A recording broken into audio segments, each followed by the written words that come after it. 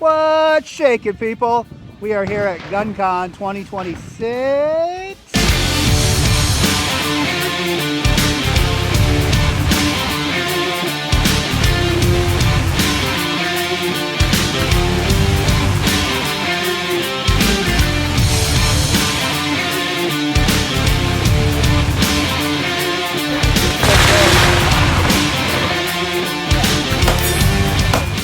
That little silent killer right there. The That's 25.